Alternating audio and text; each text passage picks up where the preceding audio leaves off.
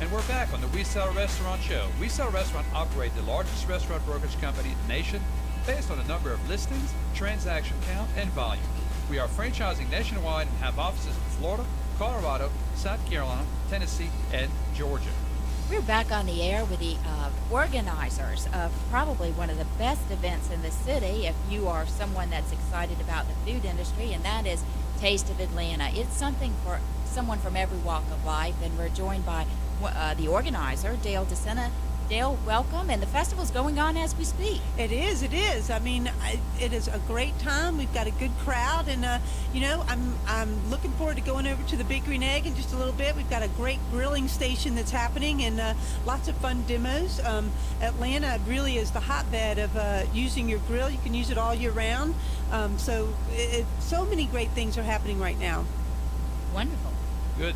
Terry, we talked a bit in the first segment here about what's going on over there, but Atlanta's such a great community, and all the chefs know each other. Very tight community.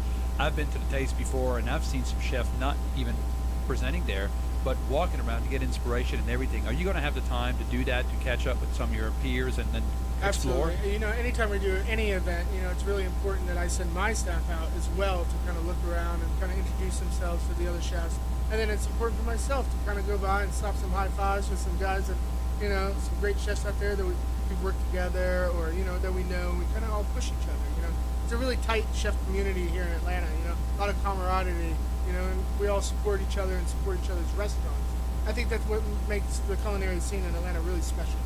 So it's like there's a place in Atlanta, we won't name where it is, to keep you guys from having like a blue bonnet of the New York. We have a blue bonnet here in Atlanta late at night, and you guys go and brag. And Octopus Bar, East Atlanta, is definitely one of those restaurants. A lot of people. The porter is awesome as well, and it doesn't hurt when I see some fellow chefs at the bar at my restaurant as well. So. There you go.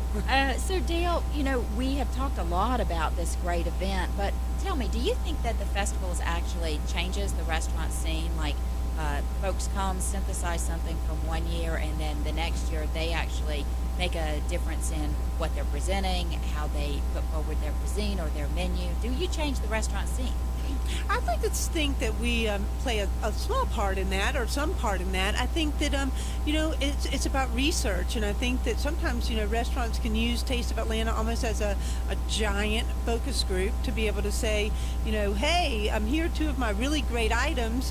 Have you been to my restaurant before? What do you think? I mean, I think, like Terry was saying, just kind of looking around, seeing what everybody else is doing, and trying to just create some things that people like.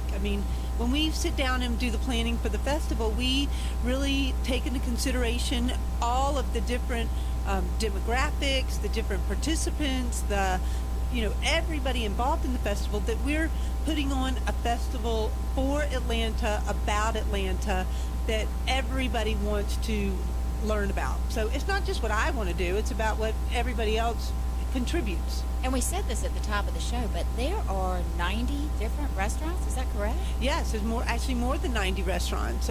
Yes, and these are just the ones that participate at Taste of Atlanta.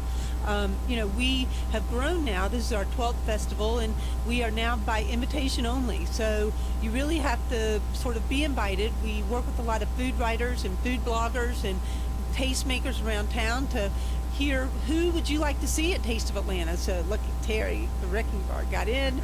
But no, it's really a who's who. It's it is the culinary event of the year, so we need to make sure that we are showcasing the restaurants that the people want to see, that our food writers think are the best.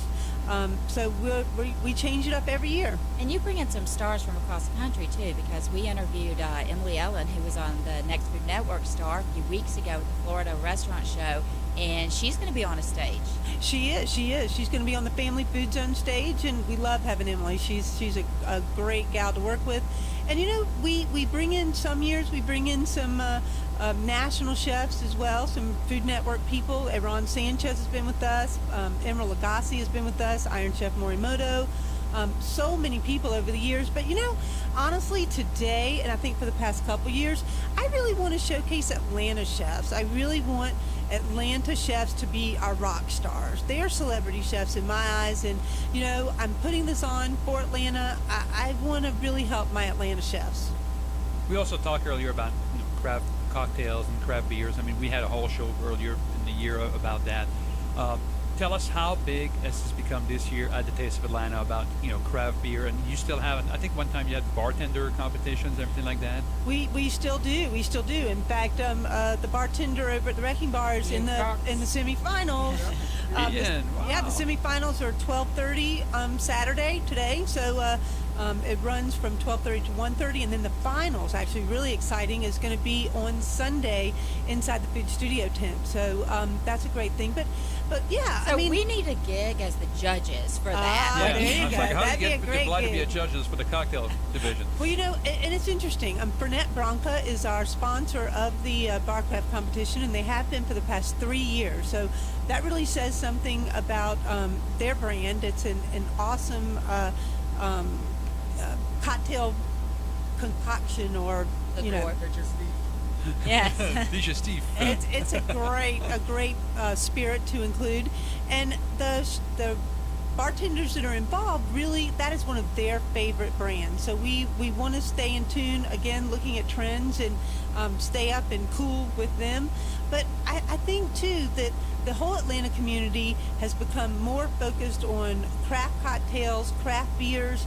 I mean, our VIP tent is filled with amazing craft beers. And also, too, I think the wine scene, people are really trying to educate themselves more about learning about wine, but we're not so inhibited to be able to say, well, I really don't know that much, but I'd like to learn. And I think in all categories of beverages within the restaurant scene, they have amazing programs that you can really reach out to the sommeliers, to the head bartender, to be able to say, what should I get? What do you suggest? Tell me what I should be drinking. So, just to sum up, Taste of Atlanta: fun, food, great atmosphere, the ability to actually eat and greet with the best chefs in Atlanta. I love that terminology. Going on today and tomorrow until 6 p.m. If you haven't gotten your ticket yet, race right out and get one. That is an excellent overview of really one of Atlanta's best culinary events. So we encourage everyone to go out and visit the show. This is Robin Gagnon. I'm joined by Eric, and we are the restaurant brokers at We Sell Restaurants. We're the industry leader in restaurants for sales, franchise restaurant resales, and site location for the food service industry. Join us back after the break. We're headed into restaurant reality with the restaurant brokers.